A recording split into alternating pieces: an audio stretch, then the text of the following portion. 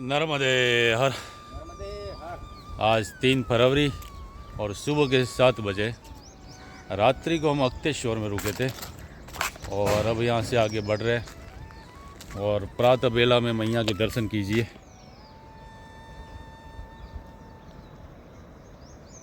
हे माँ नर्मदे कृपा कर।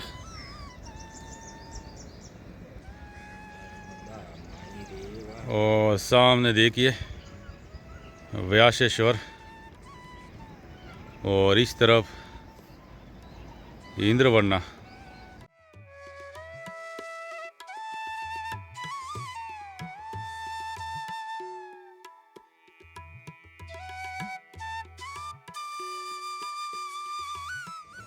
और सामने देखिए भगवान सूर्य नारायण अभी अभी उन पहाड़ियों के पीछे से प्रकट हुए और क्या सुंदर नज़ारा।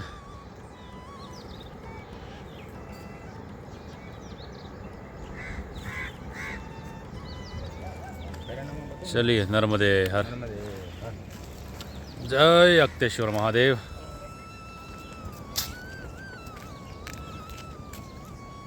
और पीछे हम अक्तेश्वर से आते तो सामने सतपुड़ा की पर्वत श्रेणियाँ देखिए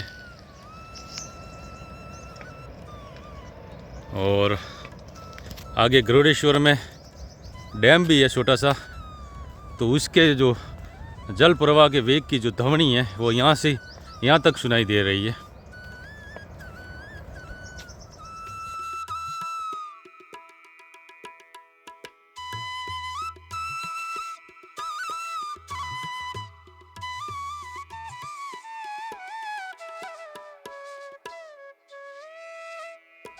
और अक्तेश्वर से हम 1 किलोमीटर आते हैं तो ये ब्रिज आ जाता है राजपीपला और डभोई को जोड़ने वाला।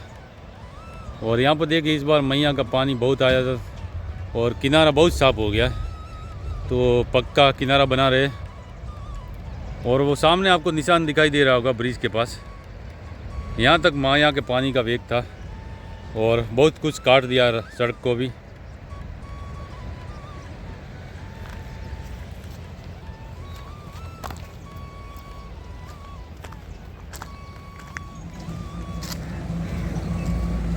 और यह आ गई गरुड़ेश्वर चौकड़ी या गरुड़ेश्वर के 4 रास्ते।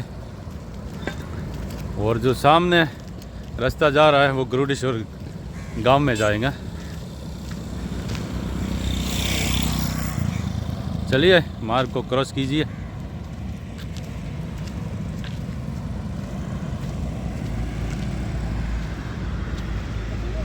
ये ब्लॉक है टूट गया पीछे।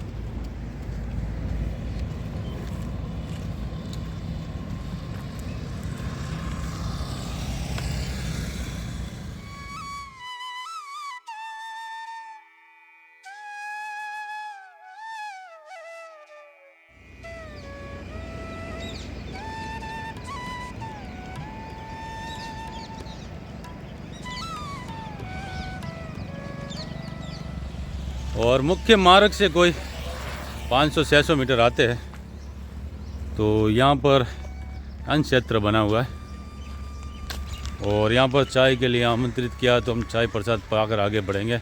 और पूछा नारदेश्वर कहाँ पर है? नर्मदे हर महाराज जी।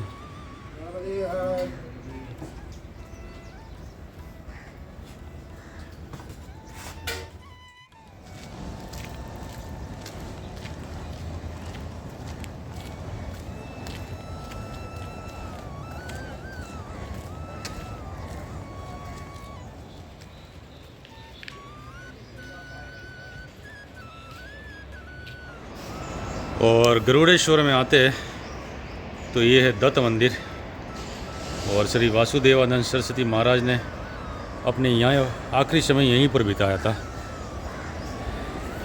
और ये दत्त मंदिर है, नीचे समाधि मंदिर है।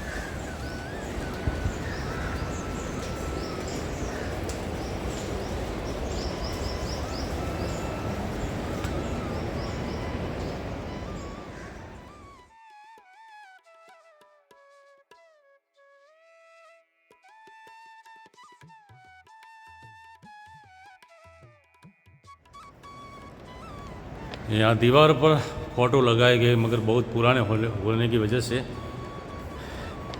साफ दिखाई नहीं दे रहे।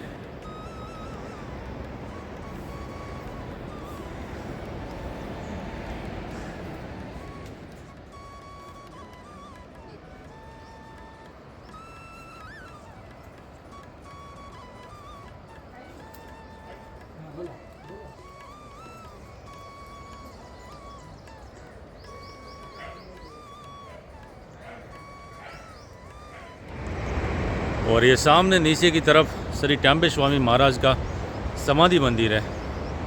और 1913 से 1914 तक महाराज का यहीं पर निवास रहा और यहीं पर समाधिष्ट हुए। बहुत ही पवित्र क्षेत्र है। और यहाँ पर देखिए डैम मैया पर किस तरह से इसकी जल ध्वनि सुनाई दे रही है। सुनिए, शायद इसकी ध्वनि के आगे मेरी आवाज़ आपको सुनाई नहीं दे रही होगी।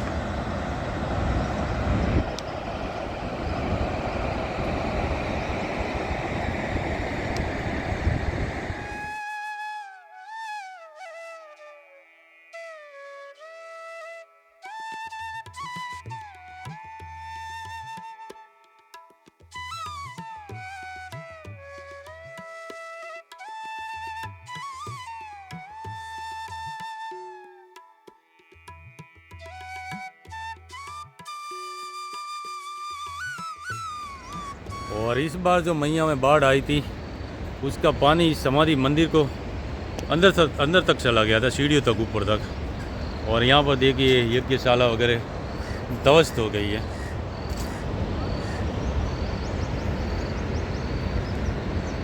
जो दीवार बनाई थी वो भी टूट गई है।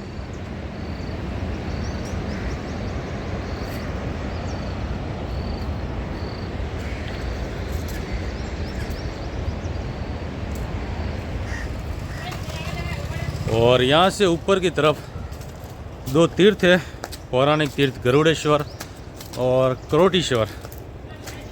और गरुड़ेश्वर के नाम से, इस तीर्थ के नाम से इस जगह का नाम, स्थान का नाम गरुड़ेश्वर पड़ा है। और उनके दर्शन के लिए जा रहे, आगे से रास्ता है। और यहाँ पर भी भोजनशाला बनी हुई है और यात्री निवास है।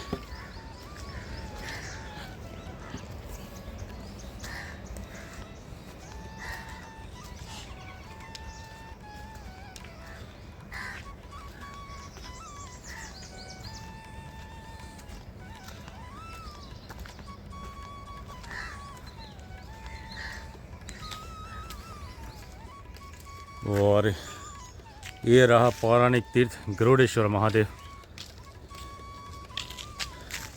हम इधर से आए और इस तरफ से भी ये मुख्य मार्ग भी आता है। चलो भाई,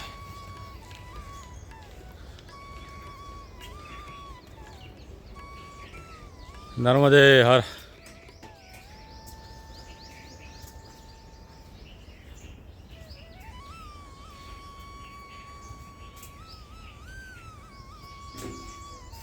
जय भोलेनाथ, शिव शंभो।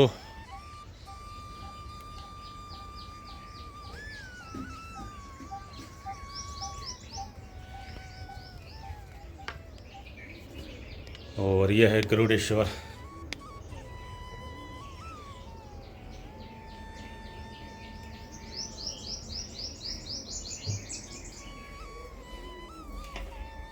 अत्यंत ही पौराणिक तीर्थ है। ये देखिए बजरंगबली हनुमान जी की मूर्ति, और इस तरफ गजानन महाराज की मूर्ति देखिए कितनी प्राचीन है। जय गरुड़ेश्वर महाराज।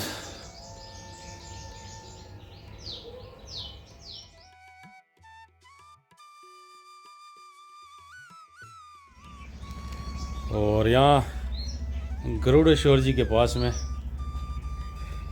भगवान रणछोड़ जी विराजमान है। देखिए बहुत ही प्राचीन प्रतिमा है, भगवान कृष्ण और पास में गरुड़ जी विराजमान है।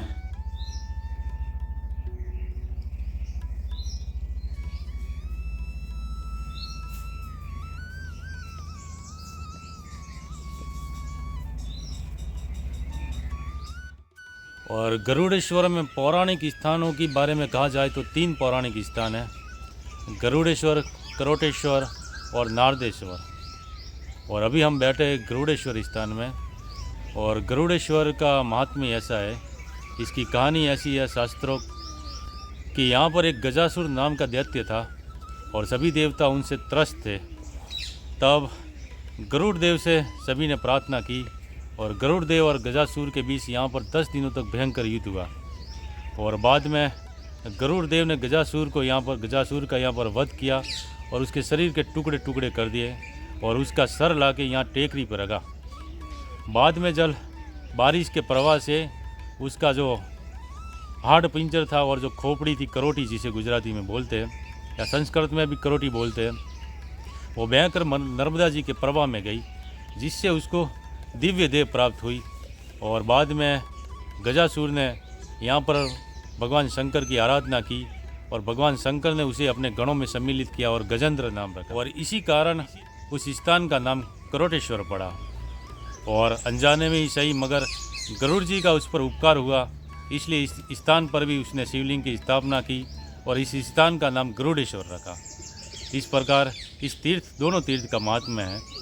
तो अभी हम यहाँ से करोटेश्वर जाएंगे और गरुड़ेश्वर के ठीक सामने से जो रास्ता जाता है उस रास्ते से होते हुए हम करोटेश्वर जा रहे हैं।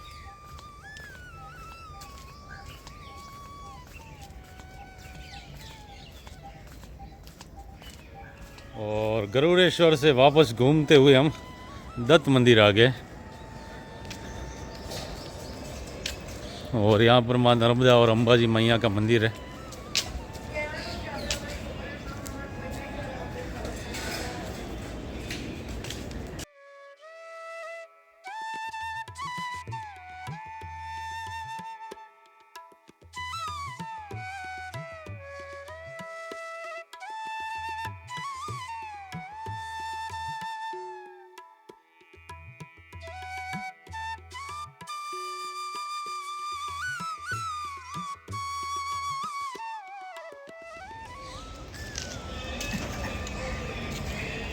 बोलिए, अंदर घुस जाइए बस। और दत्त मंदिर के पास ही है ये करोटेश्वर महादेव।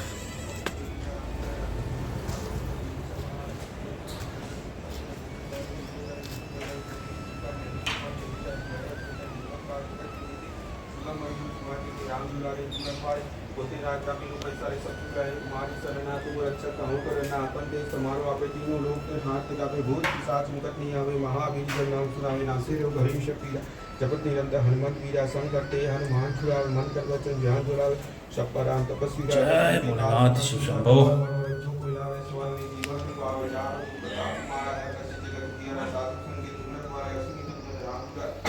अष्ट सिद्धि हम निधि के दाता अस्त्र जिंदगी जानकी माता राम रसा तुम्हारे पास सदा और भुज के दासा तुम्हारे भजन राम को पावे जन्म जन्म के दुख पीड़ सावे अंत काल भूल जाए या जन्म हरिभक्त का वार देवता चितना दयाल महान श्री सर्व सुखराय संकट कटे मिटे सब पीरा जो सुमरे मन मन पीरा।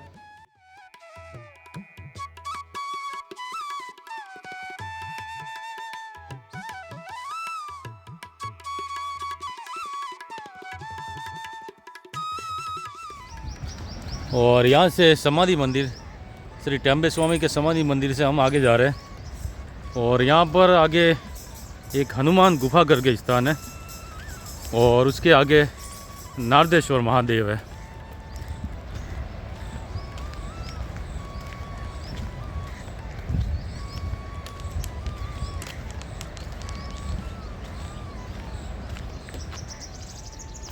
और दत्त मंदिर से हम करीब 200-300 मीटर आगे बढ़ते आते हैं तो यहाँ डैम की दीवार के पास ही ये मारुति गुफा है, जिसे हनुमान गुफा कहते हैं। और ये पहाड़ी पर है, ऊपर टेकरी पर।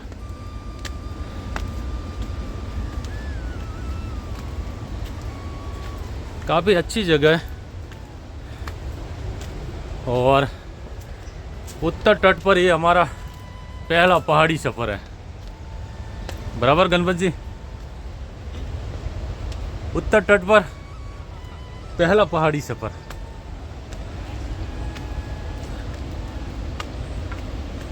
विंध्याचल की शुरुआत हो गई। यहाँ तक अक्तेश्वर को विंध्याचल ने दंडवत किया था।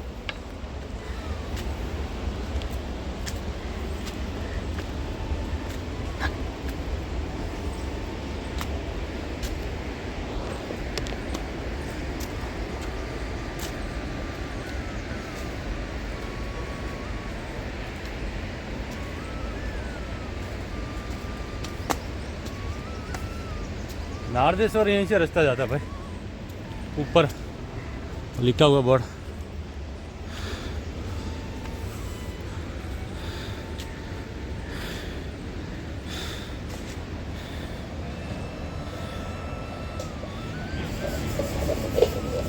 और यहाँ से डैम का नज़ारा देखिए कितना सुंदर है।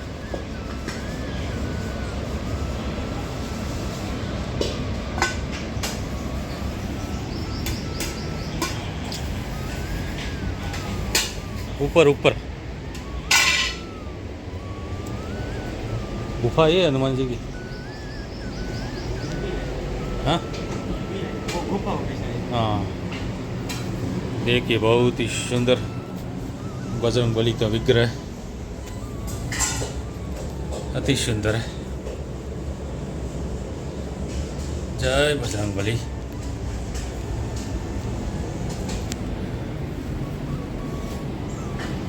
जय भोलेनाथ शिव शंभो।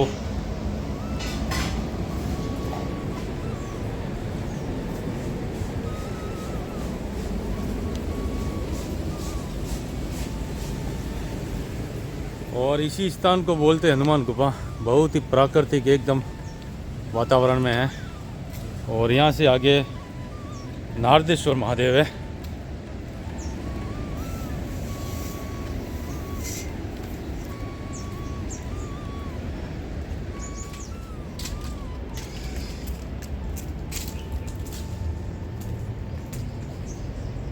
बहुत ही सुंदर जगह है। पहले यहाँ से रास्ता था, मगर ये डैम की वजह से ये रास्ते बंद हो गए। रास्ता तो है गणपत जी यहाँ पर देखिए।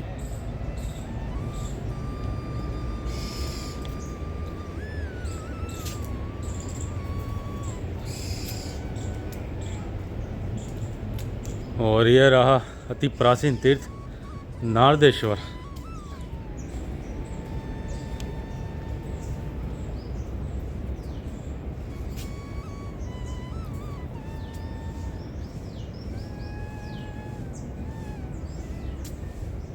और यहाँ की शांति और सुंदरता, उसके बारे में कुछ शब्द नहीं है।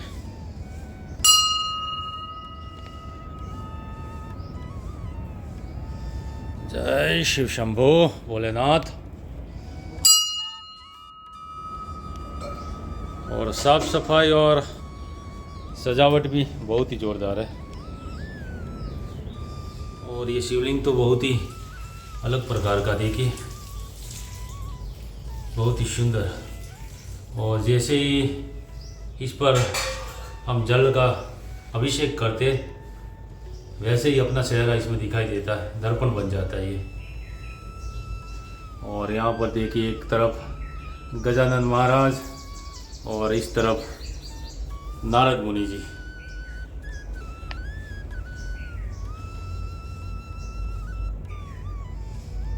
हे शिव शंभो। और यहाँ से मैया के दर्शन कीजिए।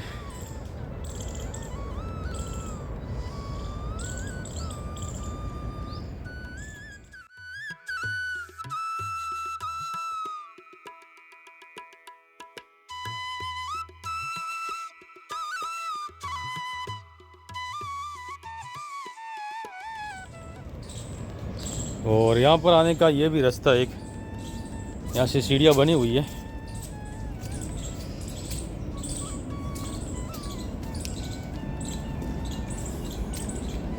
देखिए ये सीढ़ियाँ है आगे से।